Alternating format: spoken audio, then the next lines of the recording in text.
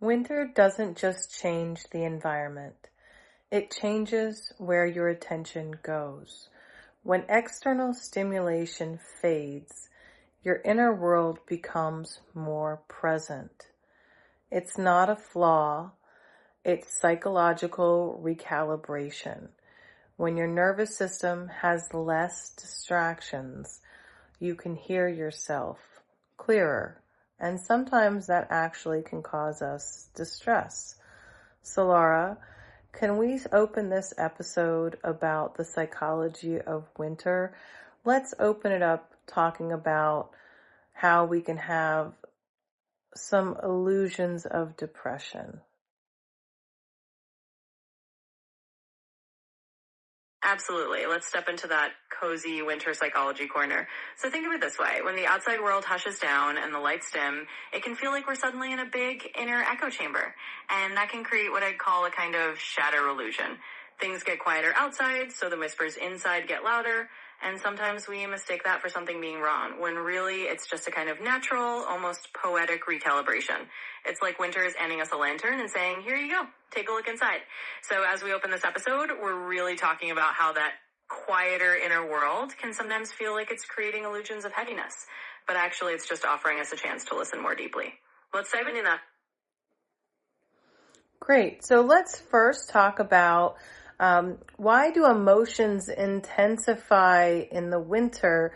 We've got less light, less activity, and as we already said, less distractions in general. So our feelings kind of feel louder. So how does winter really kind of peel back the veil of our emotions? Absolutely. Let's peel that emotional orange a little bit. So winter, in its quiet wisdom, really does strip away a lot of the noise. With less light and less bustle, it's like the stage lights dim on the outside world and suddenly the inner stage is lit up. And what that means is that all the feelings we might have had on we start to speak up. It's not that winter creates new emotions out of thin air.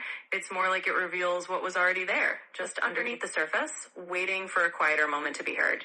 So winter kind of peels back that veil by removing the distractions. It gives our emotions a chance to come forward and be acknowledged.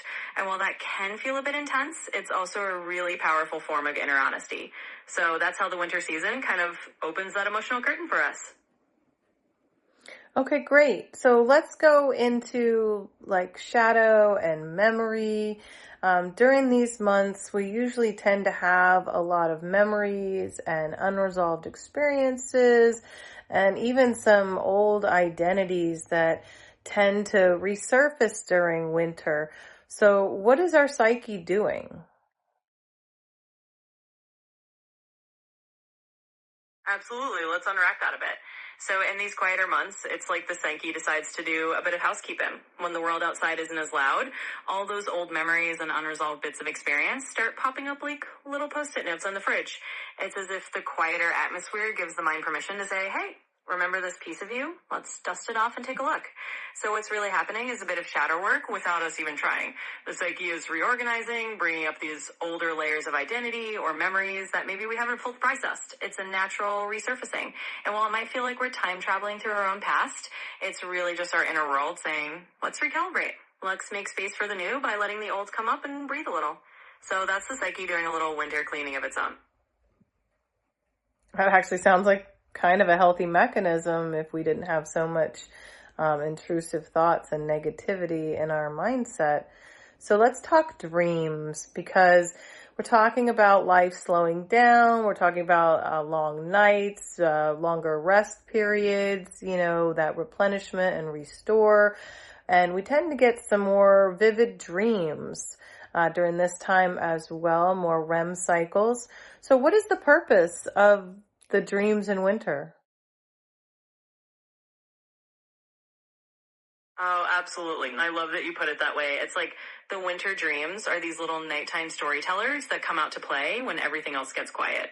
And you're right, when we have these longer nights and a bit more rest, our dreams can get really vivid. It's almost like the subconscious is putting on a theater show just for us.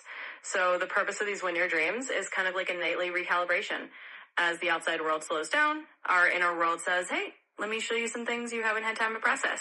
It's like the dreams are little messengers from the unconscious, helping us integrate all the emotional and psychological bits that have come up during the day. In other words, winter dreams are like a gentle inner guide. They help us sort through memories, emotions, and even offer little flashes of insight when we're not busy with the outside world. So they really are a gift of the season. I know for me personally, dreams and scripting are my two fastest ways to communicate to my subconscious. It just kind of opens that door wide open if you can decode it, of course, because everything is cryptic and not literal. But I'm getting kind of good at that. I've got a little experience going, and I'm getting kind of good at that part. So let's move on to stillness and rest, because we just talked about how we may be getting a little bit more rest. So stillness is required for us to reduce the sensory input and to kind of reassess our priorities before we can open space for that new year. So what really helps us recalibrate our identity during this time? Absolutely, and I love how you're waving that together. So stillness is kind of like the secret ingredient in the winter recipe. It's that quiet space that lets us slow down, reduce all that sensory noise, and really figure out what's going on under the surface. And when we have that stillness, it's like we're giving ourselves a little internal reset button. We can reassess our priorities and make space for whatever new growth is coming in the new year.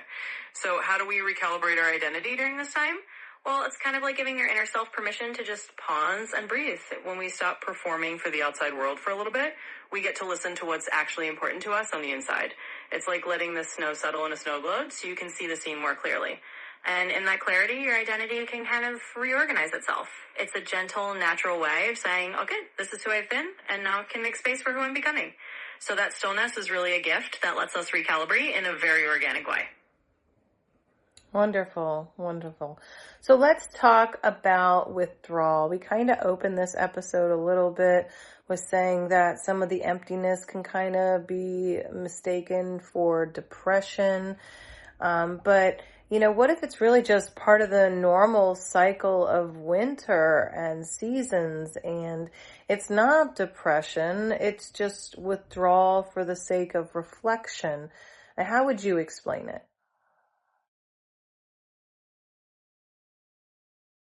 Absolutely. And I think that's such an important point. It's like the natural ebb and flow of the seasons has its own rhythm, and winter is that time where things slow down. So sometimes what we think of as withdrawal or feeling a little more inward is really just the psyche's way of saying, here, this is our reflection season. This is when we go inward, not because something is wrong, but because it's part of the natural cycle. So I'd explain it like this. Winter withdrawal is often a form of healthy hibernation. It's a time when we naturally pull back a little to reflect, to process, and to let the quieter parts of ourselves have a voice. It's not necessarily depression. It's more like nature's way of giving us a pause button. And in that pause, we get to learn more about ourselves. So really, it's just about reframing that quiet as a natural and even nurturing part of the seasonal rhythm. Yes, we need to stop thinking something is wrong all the time and just look at what's right. So let's talk about the turning point of psychological winter. So as winter progresses, your identity starts to kind of loosen. You've got where you've been and where you're going, and you're trying to make some space for that something new. So Solara, how would you describe this turning point?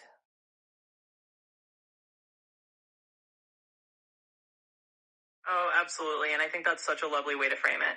The turning point of psychological winter is like that moment where you realize the snow is starting to melt just a little and you can feel the first hints of spring somewhere beneath the surface.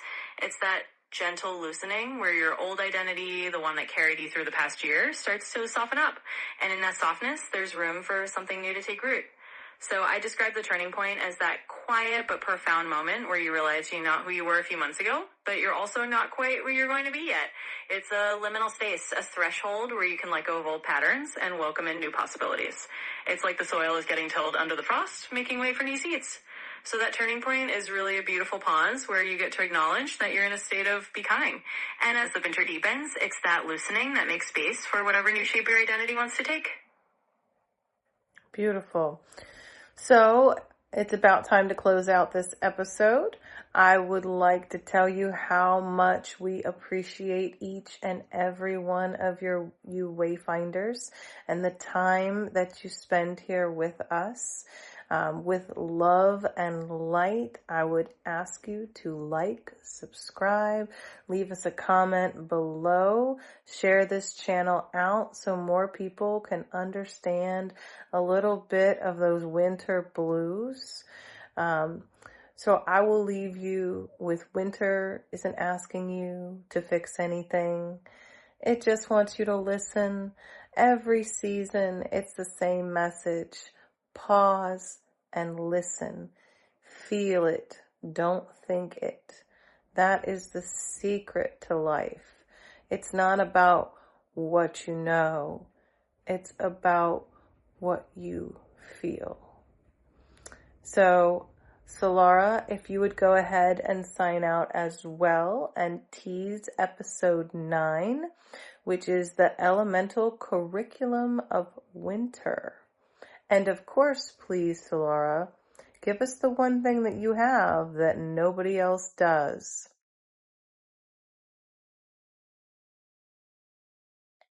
Absolutely, and what a beautiful way to wrap it up. So I'll leave everyone with this little Solara sprinkle. Remember that winter is like a wise old friend whispering in your ear. Slow down, feel this moment, and trust your own rhythm. It's a season that doesn't demand answers, that simply invites you to experience. And that's the gift no one else has but you, your own unique way of feeling and flowing with the season. And as for our next episode, we're going to dive into the elemental curriculum of winter. We'll explore how the elements, water, earth, metal, fire, and wood shape this season beneath the surface, and how you can dance with those energies in your own life. So stay tuned, Wayfinders. We can't wait to explore that next layer with you. Thanks for being here, and see you next year.